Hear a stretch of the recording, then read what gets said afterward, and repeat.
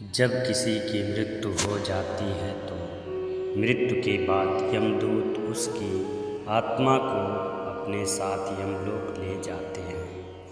मित्रों, ये तो हम सभी जानते हैं कि मृत्यु लोक में जन्म लेने वाला कोई भी प्राणी अमर नहीं होता है और उसे एक ना एक दिन इस लोक को छोड़कर जाना ही होता है।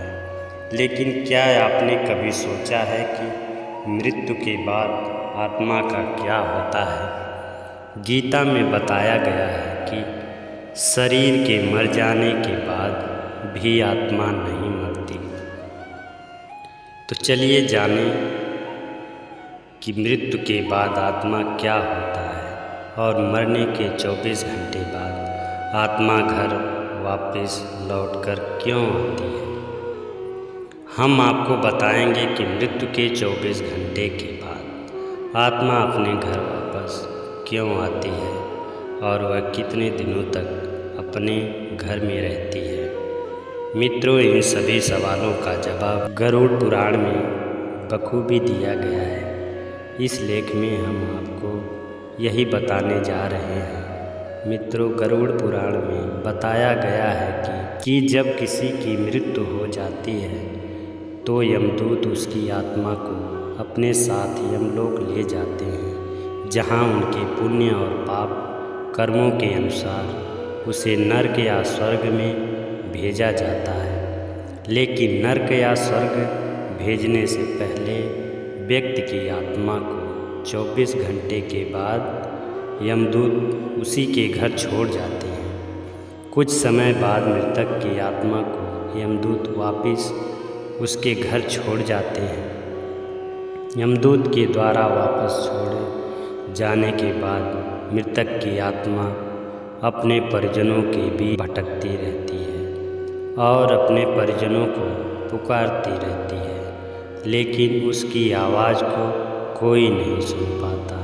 यह देख मृतक की आत्मा घबरा जाती है और ज़ोर ज़ोर से चीखने और चिल्लाने लगती है, लेकिन उसकी चीख पुकार को सुनने वाला कोई नहीं होता। बहुत देर बाद जब उसकी आवाज़ कोई नहीं सुनता, तब गरुड़ पुराण के अनुसार मृतक की आत्मा अपने शरीर में प्रवेश करने की कोशिश करती है, लेकिन यमदूत के पास बंधे होने के कारण वह मृत शरीर में प्रवेश नहीं कर पाती। इसके साथ ही गरुड़ पुराण के अनुसार जब भी किसी की मृत्यु हो जाने पर उसके परिजन रोते भी लगते हैं, तो यह मृतात्मा दुखी हो जाती है और वह भी रोने लगती है। लेकिन इसका सब होने के बाद भी यह यम के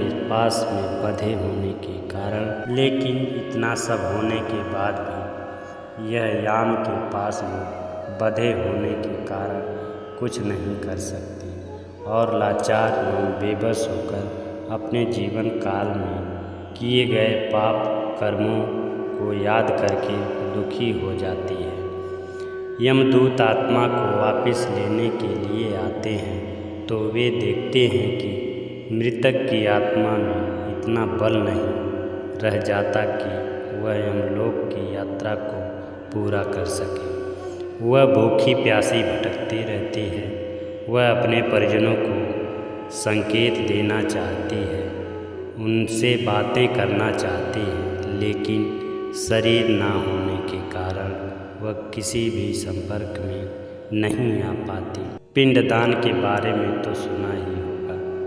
मृत्यु के बाद 10 दिनों तक जो पिंडदान किया जाता है, मृत आत्मा के विभिन्न अंगों की रचना होती है और फिर मृत्यु से 11वें दिन के बाद यानी 11वीं और 12वीं दिन जो पिंडदान किया जाता है, उससे मृतक की आत्मा रूपी शरीर का मांस और त्वचा का निर्माण होता है और जब अंत में 13वीं की जाती है, तब मृतक के नाम से जो पिंडदान किया जाता है, उससे ही मृत आत्मा के शरीर में इतनी शक्ति आती है कि वह यमलोक तक की यात्रा तय कर पाती है।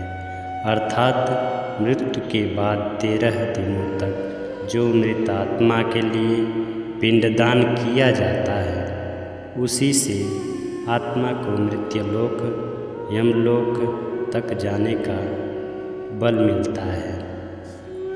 दोस्तों, गुरु पुराण में इसलिए ही बताया गया है कि जब किसी मनुष्य की मृत्यु हो जाती है तो उसकी आत्मा 13 दिनों तक अपने परिजनों के बीच ही रहती है और उसके बाद आत्मा यमलोक के सफ़र पर निकल पड़ती है, जो अपने आप में बहुत बड़ी यात्रा है, जिसके बारे में हम आपको विस्तार से फिर कभी बतलाएंगे।